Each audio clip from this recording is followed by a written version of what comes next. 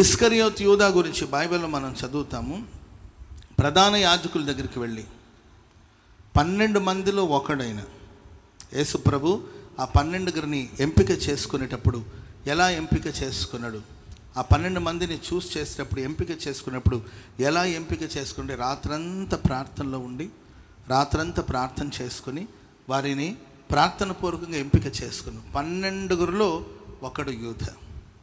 కానీ ఆ 12 ఒకడైన ఇస్కరియోతు యూదా ప్రధాన యాజకుల దగ్గరికి వెళ్ళి బేరం మాట్లాడి 30 వెండి నాణ్యాలకి మాట్లాడుకొని వాళ్ళు 30 వెండి నాణ్యాలు తూచి ఆయనకి అందిస్తే యేసు ప్రభుని అప్పగిస్తానని వారికి మాటిచ్చి కనిపెడుతున్నాడు. సమయం కోసం కనిపెడుతూ ఉన్నాడు. యేసుతో ఉండి యేసుతో నడిచి యేసుతో జీవించి ఆయన చేసిన ఎన్నో అద్భుతాలు చూసి ఆయన చేసిన ఎన్నో ఆశ్చర్య కార్యాలన్నీ కూడా చూసిన ఇస్కరియోతు యూదా యేసు ప్రభుని అప్పగించడానికి సిద్ధపడుతున్నాడు, కనిపెడుతున్నట్లు లేఖనాల్లో మనం చూస్తున్నాం. దేవుని ప్రియులారా, దీనికి కారణం ఏంటంటే దేవుడు తనను ప్రేమించి తనకొక శ్రేష్టమైన స్థానాన్ని ఇస్తే ఆ స్థానం యొక్క విలువ అతనికి అర్థం కాలేదు. మరి దేవుడు నిన్ను నన్ను ప్రేమించి మనల్ని ఒక విశ్వాసిగానో ఒక సేవకుడుగానో ఒక సంఘ బిడ్డగానో ప్రభు నిన్ను ప్రేమించి ఏర్పాటు చేసుకుని ఒక ఉన్నతమైన స్థలంలో ప్రభు నిన్ను ఉంచినప్పుడు ఆ స్థానం విలువ నీవు గ్రహిస్తున్నావా? దేవుడు నిన్ను ప్రేమించి కరుణించి ఒక ఉన్నతమైన అనుభవంలో నడిపిస్తున్నప్పుడు తను కాపాడుకునే పరిస్థితిలో ఉన్నావా? దేవుడు ఎందు నిమిత్తం మనల్ని ఏర్పాటు చేసుకున్నాడో దాన్ని కాపాడుకుంటూ ముందుకు సాగిపోవాలి. కానీ యూదా ఇస్కరియోతుకి దేవుడు తనకిచ్చిన ఆధిక్యత ఏంటి? 12 మందిలో ఒకడు. ఎంతోమంది ఆయన వెంబడించారు, ఎంతోమంది ఆయన అనుసరించారు. అందరికీ లభించని భాగ్యాన్ని దేవుడు తనకిచ్చారు అనే సంగతిని మరిచిపోయి తుచ్చమైన అభిలాషలో పడిపోయి ధనాపేక్షలో పడిపోయి డబ్బు సంపాదనలో పడిపోయి జీవాధిపతి అయిన దేవుని ప్రియులరా పాపాత్ముల చేతికి అప్పగించడానికి సిద్ధపడిపోయాడు.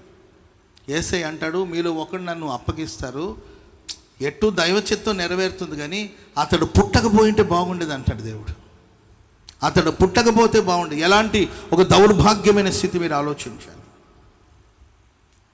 ఈరోజు ప్రభు నిన్ను నన్ను ఏర్పాటు చేసుకొని తన సంఘములో సహవాసులు ప్రభు మనం నిలిపారు. మరి ఈరోజు మనం ప్రవర్తిస్తున్న ప్రవర్తన ఎలా ఉందో కూడా ఆలోచించుకోవాలి. నీకు ఇచ్చిన విలువ నువ్వు కాపాడుకుంటున్నావా? 12 ఒకరుగా యూదాకు దేవుడు అవకాశం ఇచ్చాడు. నిన్ను లక్షలాది మంది కోట్లాది మంది ప్రజలున్న 130 కోట్ల మంది ఉన్న ఈ భారతదేశంలో దేవుడు నిన్ను ఏర్పాటు చేసుకుని రక్షించి రక్షణ సంతోషాన్ని ప్రసాదించి సన్నిధిలో ప్రభు నిన్ను నిలిపి ఉండగా మరి ఆ కాపాడుకునే స్థితిలో నీవు ఉన్నావా? లేకపోతే క్రైస్తవ్యాన్ని అమ్మి క్రీస్తుకు శత్రువుగా మారి నిన్ను గురించి వీడు పుట్టకపోతే బాగుండేదేమో అని దేవుడు అనుకునే స్థాయిలో నీవు ఉంటున్నావా? లేకపోతే దేవుని కోసం సాక్షిగా బ్రతుకుతున్నావా? ఆలోచించాలి. దేవుడు మనకిచ్చిన చిన్న బాధ్యత అయినా దాన్ని మన జాగ్రత్త కాచుకుంటూ మన ధన్యులో భాగ్యవంతులను భావించి ముందుకు సాగాలి. స్తోత్రం చెప్పండి అందరు గట్టిగా. యోసేపు లైఫ్ని మనం తీసుకుంటే ఒక చిన్న ఉద్యోగం ఆయనకి, అది పెద్ద పోస్టింగ్ కాదు, ఒక చిన్న పని. ఆ చిన్న పనిని దేవుడిస్తే ఆ పని విషయంలో ఆయన నమ్మకంగా ఉన్నాడండి.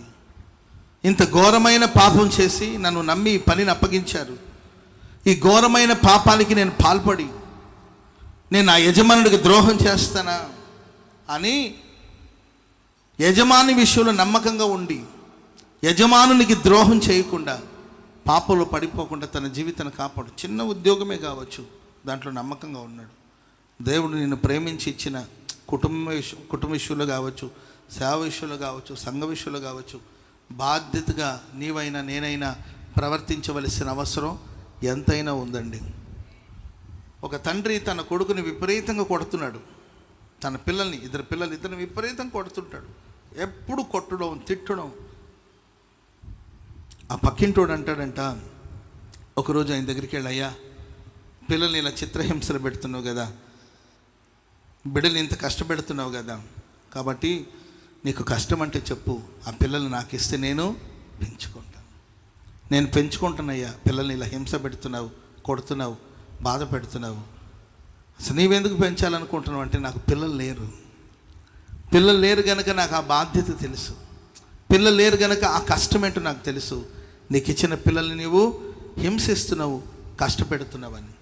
దేవుని ప్రియమైన వాళ్ళరా, దేవుడు మనకు దేవుని సన్నిధిలో ఆయన సన్నిధిలో జీవించే భాగ్యం కావచ్చు, ఆయన సేవ చేసే భాగ్యమే కావచ్చు, దేవుడిచ్చిన ఆధిక్యతను చాలామంది గుర్తించలేని పరిస్థితిలో మరి విలువ లేకుండా ఆయన సన్నిధిలో మనం నిలిపాడు. విలువ లేకుండా మనం ఒకవేళ ప్రవర్తిస్తున్నామేమో ఆలోచించి జాగ్రత్తగా మనం బ్రతకాలి. యూదా ఇస్కరియోతు లాంటి వాళ్ళు ఎవరైనా ఉన్నారేమో, చేదైన వేరు ఎవరి హృదయంలో మొలిచి మీరు కలవరపడి అనేకులను కలవరపరిచే పరిస్థితిలో ఉన్నారేమో. ఈ గుడ్ ఫ్రైడే సందర్భాన మనం జ్ఞాపకం చేసుకుని యూదా ఇస్కరియోతులాగా మనం జీవించకూడదండి. దేవుడు ఆయన ఒక్క క్షణం నేను ఎక్కడున్నాను, దేవుడు నాకు ఇంత గొప్ప భాగ్యం ఇచ్చాడే, ఎంతోమందికి లేని ఈ శ్రేష్టమైన భాగ్యం నాకు ఇచ్చాడే అని ఆయన ఆలోచించుంటే జీవితం ఎలా ఉండేదో తెలీదు. కానీ చూడండి, విషాదంగా యూదా ఇస్కరి జీవితం ముగించబడ్డానికి అతడు సాతానుడుగా మారాడు అని లేఖనాల్లో రాయబడింది.